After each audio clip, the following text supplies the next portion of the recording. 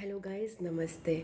आज का जो मेरा व्लॉग है वो है इस पर कि मैंने अब जो मेरा रिड्यूस्ड हेयर ग्रोथ हो गया है और एक्चुअली मेरे बैल्ड पैचेस मतलब गंजापन मेरे मालूम है, मैं अब दिखा नहीं पाऊँगी बट यहाँ पे पूरा एक पैच है, एक प्रॉपर पैच है इतना बड़ा जो कि गंजेपन का है। सो ये चीज़ हो रही है मेरे बालों के साथ, मतलब सिर के साथ। तो मैं उसको कैसे ओवरकम करने के लिए मैंने प्लान करा है, तो आज का व्लॉग उसी बारे में। ओके, तो लेट्स स्टार्ट। तो फर्स्ट ऑफ ऑल मैं डिस्कस करना चाहूँगी। आई एम 43 ईयर ओल्ड, मैं 43 साल की हूँ एंड अपने हेयर लॉस का पैटर्न डिस्कस करना चाहूँगी मैं। तो बचपन में मैं याद करती हूँ तो मुझे याद आता है कि मैं काफ़ी आंवला वगैरह, हमारे घर में ट्रेंड था, मदर वगैरह आंवला तेल तेल झसा नहीं जा कभी कभी झसा भी जाता था और तेल हम हमेशा लगा के रखते थे स्कूल में। एंड आंवले से ही सिर धोते थे, आंवला शिकाकाई और रीठा इसके मिश्रण से ही सिर धोते थे। शैम्पू तो यूज़ ही नहीं होता था, सच बताऊँ तो मैं। एक ये पैटर्न था। तो बचपन में हेयर अच्छे थे, काफ़ी अच्छे हेयर थे मेरे। एंड उसके बाद फिर मेरा लाइक जब तक मैं लखनऊ में थी, मतलब एक ही सिटी में थी, तो मेरे हेयर लॉस का पैटर्न ठीक रहा, ऐसा कोई बहुत ड्रास्टिक नहीं हुआ। एज फैक्टर भी था, यंग थी मैं। उसके बाद मैं कोलकाता शिफ्ट हुई, तो कोलकाता में मैंने देखा ह्यूमिड क्लाइमेट था एंड कोलकाता में मेरा हेयर की क्वालिटी बहुत बढ़ गई थी। तो ये बहुत नोटिस करने वाली बात है, कभी कभी कोई क्लाइमेट आपको सूट करता है। तो मेरे हेयर को वो ह्यूमिड क्लाइमेट शायद ज़्यादा सूट किया था, तो आई फाउंड कि मेरे हेयर बहुत ज़्यादा थिक और स्मूथ हो गए हैं। आई डोंट नो, ये चीज़ मैं इनकॉर्पोरेट करना चाहूँगी, ये चीज़ डालना चाहूँगी अपने हेयर ग्रोथ के, अपना जो मैंने प्लान करा है उसमें। ठीक है, तो नेक्स्ट इज़ मैं शिफ्ट हुई मुंबई में। मुंबई में मेरा हेयर लॉस हुआ था, बट हैदराबाद में ड्राई क्लाइमेट में मेरा, उसके बाद मैं नेक्स्ट हैदराबाद शिफ्ट हुई। वहाँ पे मेरा हेयर लॉस काफ़ी बढ़ गया और छोटे छोटे बाल आने लग गए। और मगर उस समय में अराउंड हैदराबाद में जब मैं पहुँची थी तो आई वॉज अराउंड 37। हाँ, मतलब 35, 36, 37, 38। एक सेकेंड, मैं कितने साल की थी? 2018 में पहुंची थी और अभी मैं हो रही हूँ 2000, मतलब 5 साल पहले 38 साल की थी मैं जब हैदराबाद पहुंची। तो तब क्या दिक्कत आई थी कि मेरा जो फैमिली हिस्ट्री ऑफ मेनोपॉज है वो मुझे बताया गया है, मेरी मदर ने जो बताया था कि 40 इयर्स में उनका मेनोपॉज हुआ था। बट मेरा अभी भी पीरियड्स इनफ्रिक्वेंटली चल रहे हैं, बट ये फ्रिक्वेंसी जो है मेरे एकदम रेगुलर पीरियड्स थे। एंड कब मेरे एकदम रेगुलर पीरियड ख़त्म हुए? 2018, यानी 5 साल पहले ही मेरे रेगुलर पीरियड जो है वो एकदम से ड्रास्टिकली बंद हुए 3 महीने के लिए। फिर उसके बाद दोबारा हुए, फिर मैं एकदम डर गई। फिर उसके बाद ऐसे ऐसे सब चलना स्टार्ट हो गया। तब मुझे समझ में आ गया कि ये पीरियड्स इरेगुलर हो चुके हैं। दैट मीन्स वो हार्मोनल डिसबैलेंस जो है वो काफ़ी समय से चल रहा था और पीरियड्स इरेगुलर हो गए, मतलब हर 3 मंथ्स में हो रहे थे, फिर उसके बाद फिर होते थे, फिर रेगुलर हो गए, फिर इरेगुलर हो गए, लाइक दैट 5 ईयर्स से ऐसे ही चल रहा है। अब तो यह है कि अब आ जाए तो मुझे लगता है कि यार वेल एंड गुड, आ रहा है, ओके, दैट इज़ ये सिचुएशन। तो मैं बहुत खुश हो जाती हूँ कि आ रहा है, लाइक दैट। बट इससे पहले मेरे पीरियड्स एकदम रेगुलर थे, कभी भी कोई दिक्कत नहीं आई। तो थिंग इज़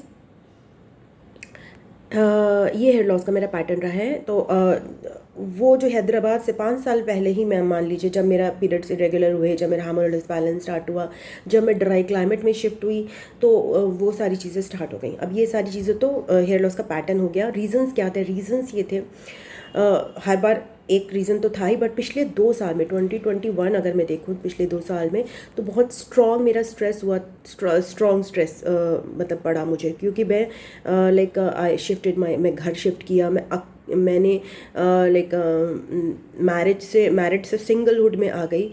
एंड मैं अकेले रिस्पॉन्सिबिलिटी सारी चीज़ें लेने लग गई, जॉब अकेला किया। एंड वो जो 1.5 साल था जॉब का, जो कि कॉर्पोरेट का था, वो मेरे लिए बहुत ज़्यादा स्ट्रेसफुल था, बिकॉज पूरे दिन काम करना पड़ता था और माइंड का स्ट्रेस बहुत ज़्यादा था। एंड मैं मैनेज नहीं कर पाई घर की रिस्पॉन्सिबिलिटी के साथ और कॉर्पोरेट की रिस्पॉन्सिबिलिटी के साथ, तो वो मेरे पर, और साथ में और मेंटल स्ट्रेस, बिकॉज टोटली इतना मैं स्ट्रेस्ड हो गई थी।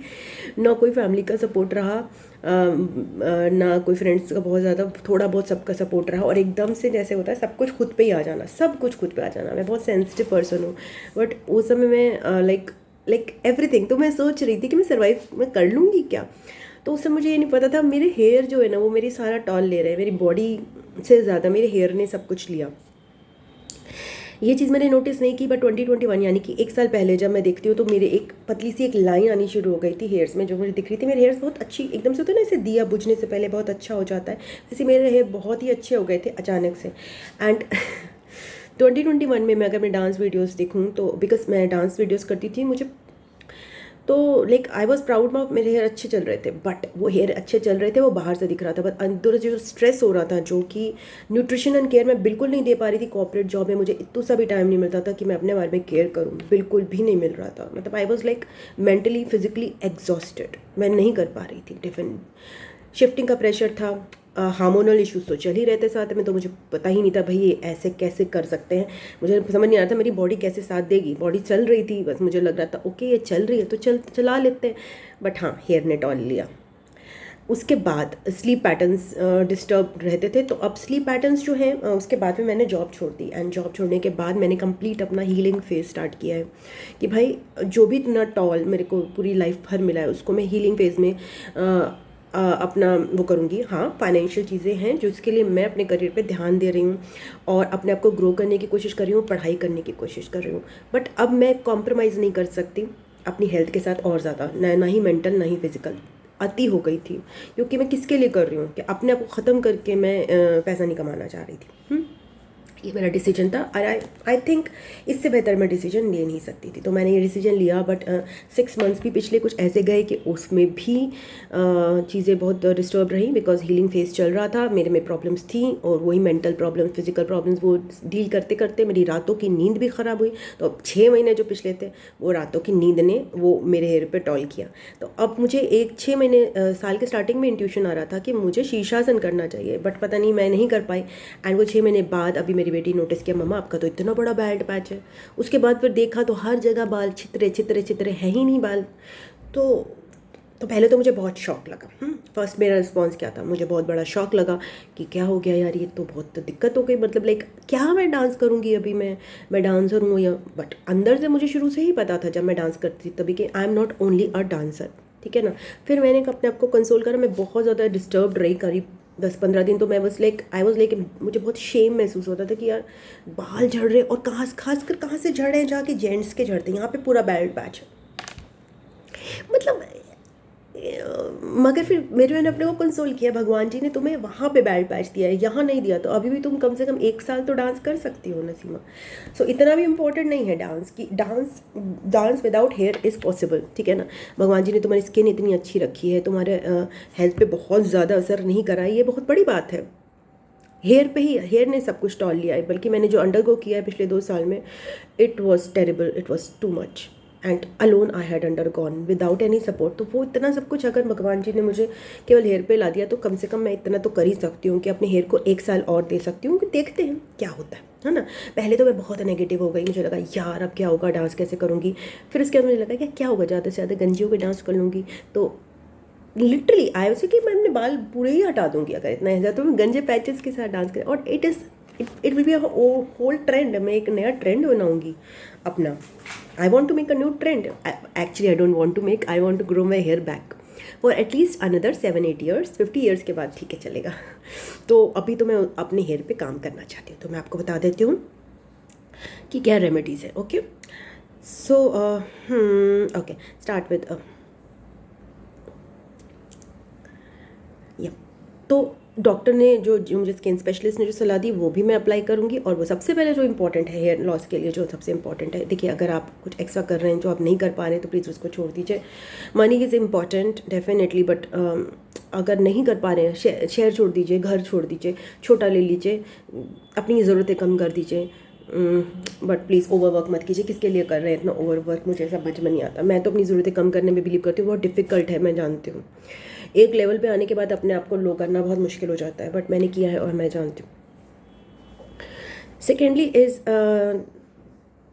स्ट्रेस कम से कम, स्लीप प्रॉपर, न्यूट्रिशन में बहुत ज़्यादा ध्यान देना है। अब न्यूट्रिशन का मैं आगे वीडियो बनाती रहूँगी, मैं बनाती रहती हूँ शॉर्ट वीडियो जो मैं खाती हूँ उसके लिए। तो इससे पहले भी मैं सब चीज़ें थोड़ी थोड़ी कर रही थी, बट ऑब्वियसली ऑफिस में जो मुझे स्ट्रेस मिल रहा था दैट वाज अनसरमाउंटेबल, किसी भी लेडी के लिए बहुत ज़्यादा था, अकेली लेडी के लिए। तो वो मैनेज करना आसान नहीं था without any support.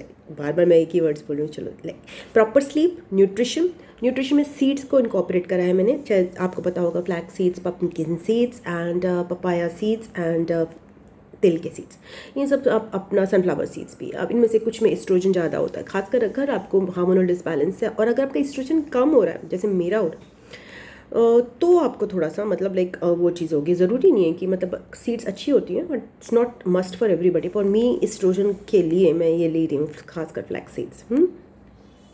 Chia seeds वगैरह मैं नहीं लेती, it's so costly, it is not worth it. क्या ज़रूरत है, इतनी सारी सीड्स ऑलरेडी है ना। सो मैं सीड्स के बारे में कभी अलग से कुछ थोड़ा बहुत छोटा सा वीडियो बना दूंगी। मैं बहुत डिटेल में किसी की नहीं जाती, मुझे लगता है सीड्स लेनी है तो मैं ले लेती हूँ। अब मैं रिसर्च करने अब बहुत ज़्यादा नहीं बैठती। उसके बाद जो डॉक्टर ने बताया, उन्होंने कहा मिनॉक्सिडिल स्प्रे करना है। 15-20 दिन तो मैंने सब चीज़ें की, मिनॉक्सिडिल स्प्रे किया और मैंने उनका जो शैम्पू और कंडीशनर यूज़ किया जो उन्होंने वो करा था, जो कि थोड़ा सा लाइट था बालों के लिए और केराटिन युक्त था। उसके बाद विटामिन डी कैप्सूल्स उन्होंने बोले, विटामिन डी मेरा नॉर्मल आया था, फिर भी मैंने वो लिए थे 15 दिन। एंड मैंने ऑब्वियसली हेयर ग्रोथ के लिए जो है टैबलेट्स ली थी, ठीक है। टैब खाने में मैं तो न्यूट्रिशन और टैबलेट्स जो उन्होंने दी थी हेयर ग्रोथ के लिए, एंड विटामिन डी लगाने के लिए उन्होंने स्प्रे दिया था। तो अब ये जो 3 चीज़ें उन्होंने दी थी, जैसे कि जो खाने की चीज़ें, अब वो रेगुलरली नहीं लेनी चाहिए मेरे हिसाब से, बिकॉज ये सारी चीज़ें में बहुत सारी चीज़ें होती है, लाइक बायोटिन होता है और अमीनो एसिड्स होते हैं, विटामिन डी भी होता है, बट आप अत्यधिक भी नहीं ले सकते। रेगुलर था वो, डेली बेसिस पे आप विटामिन डी नहीं ले सकते। ओके, तो मैंने अब उसको रेगुलर कर दिया, because I don't go much by medicine. तो अब मैं ऑब्वियसली अपनी न्यूट्रिशन वाइज पे आ गई हूँ। सीड्स भी बेतहाशा नहीं लेनी, एक टाइम की सीड्स लूँगी, इतना ही कर सकती हूँ मैं। मगर बेसिकली आपको लोकल जो है ना, मैं वो थोड़ा सा ध्यान दे रही हूँ। बालों को ज़्यादा ऑयलिंग और मसाज में डेली करती हूँ, चाहे आप दिन में 2 बार कर लेती हूँ। मतलब मैं थोड़ी सी ऑब्सेसिव हो गई हूँ हेयर के बारे में। मैं बिल्कुल ही केयर छोड़ दी थी, बिल्कुल ज़ीरो केयर थी मेरी अराउंड सो मैनी ईयर्स में। मान लो बच्चे पैदा हुए, मतलब आई डोंट नो, मैं मसाज कभी करती थी, मुझे एक्सक्यूज़ मी पता ही नहीं था मसाज की वैल्यू क्या होती है। एक्चुअली तेल लगाने का मतलब है तेल लगा दो, सिर की मसाज तो कभी करी ही नहीं, बट भगवान ने बहुत अच्छे हेयर्स दिए थे, वापस लाने हैं। देन थोड़े से जितने भी आ जाए उतने, तो टी ट्री ऑयल नहीं आएंगे तभी भी कम से कम। हाँ, उसके अलावा मैं सबसे इंपॉर्टेंट जो कर रही हूँ, अप्लाई करने में पहले बता देती हूँ मैं, ठीक है। मिनॉक्सिडिल बहुत इनफ्रिक्वेंटली, अब ज़्यादा नहीं करूँगी मैं, बीच बीच में हफ्ते में 1-2 बार। ऑयलिंग एंड मसाज डेफिनेटली नारियल का तेल, उसमें टी ट्री एसेंशियल ऑयल मैं डाल देती हूँ थोड़ा सा, 2-3 ड्रॉप्स ऑयल में, नारियल के तेल में ही, ठीक है। स्पेशल शैम्पू यूज़ करना है, लॉरियल वगैरह का यूज़ कर सकते हो, कोई लाइट शैम्पू यूज़ कर सकते हो। अगर आप वो वाला शैम्पू बना सकते हो जो कि एक बी नेचुरल चैनल पे उन्होंने बनाया हुआ है, बी नेचुरल चैनल है, उसमें उन्होंने प्याज, कड़ी पत्ता और लोहे की कढ़ाई में डाल के पानी में प्याज, कड़ी पत्ता, मेथरे और 2-3 चीज़ें और थी, वो सारी चीज़ें डालकर उन्होंने स्पेशल शैम्पू बनाया। तो मैंने भी बनाया था, तो वो आप यूज़ कर सकते हो, फ्रिज में रख सकते हो और वो शैम्पू से अपने बाल धो सकते हो। एक्चुअली वो मसाजर है, वो मसाज करने के लिए और शैम्पू में मिक्स कर सकते हैं, वो ना एग्जैक्टली शैम्पू नहीं है, बट आप आंवले का शैम्पू तो बेस्ट है, अगर यूज़ कर बना सकते हो, बना के रख सकते हो फ्रिज में, क्या फ़र्क पड़ता है। आंवला शिकाकाई वो भी कभी कर सकती हूँ मैं। Hair growth capsule, okay. Then सबसे इंपॉर्टेंट स्ट्रेस और स्लीप है। ज़्यादा से ज़्यादा हंसना है यार, रोते क्या रहना है। एक तो मैं बच्चों को जब डांटती हूँ ना, बच्चों के साथ होती हूँ, तो मैं देखती हूँ मैं बहुत इरिटेबल हो जाती हूँ। क्यों? क्योंकि मुझे अपनी सारी रिस्पॉन्सिबिलिटीज़ याद आ जाती हैं। जब अकेली होती है तो मस्ती मारती हूँ, और मैं उनको जब वो आते हैं तो मैं कहती हूँ कि यार मैं कितनी स्ट्रेस्ड आउट हूँ, तुम्हें पता नहीं है। But like I need to chill. As a mom doesn't mean कि मुझे टेंशन ही लेनी है। एज अ मॉम उनको दिखाना है कि तुम्हारी मॉम कितनी दुखी है, तो I need to laugh more, I need to smile more, that is one of my aim. जितना होता है होगा, जितना नहीं होगा भगवान देख लेगा। अरे यार, भगवान के हाथ में ही तो है, हम लोग कहाँ हैं, क्या फ़र्क पड़ता है। नेक्स्ट इज़, लोग कितनी बड़ी बीमारियों से जूझ रहे हैं यहाँ पे। हेयर ग्रोथ ही तो है, हो जाएगी, नहीं होगी तो नहीं होगी। Then nutrition, okay, special shampoo, hot towel massage, hot towel रख के मैं ये चीज़ ज़रूर करूँगी। एक शीर्षासन बहुत इंपॉर्टेंट है। आउटसाइड रेमेडीज़ में कुछ नहीं, मतलब मैं ब्यूटी पार्लर तो ऑब्वियसली नहीं जाऊँगी, मैं पहले भी बहुत कम गई हूँ और अभी भी नहीं जाऊँगी, अब तो बिल्कुल अवॉइड करूँगी ब्यूटी पार्लर।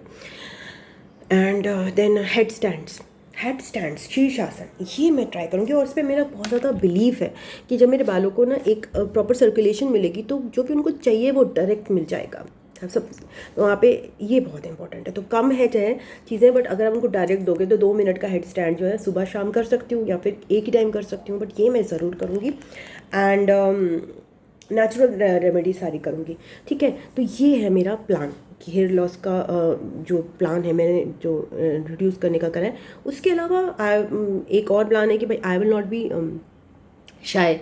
और दूसरी बात, मैं तब तक डांस करती रहूँगी जब तक मतलब मेरा, अगर अभी और एक आपको बता दूँ, हेयर लॉस होता है ना, तो अब ये नहीं है कि मेरा हेयर लॉस अभी हुआ है, ये हेयर लॉस 1 साल से चल रहा था, तब जाके मुझे अभी दिखाई दिया है। तो अभी भी ये प्रोग्रेस करेगा, ऐसा नहीं है कि वो एकदम से मैंने रेमेडीज़ करी तो वो बिल्कुल बाल ऐसे भर भर के ग्रो करने लग जाएंगे, नहीं।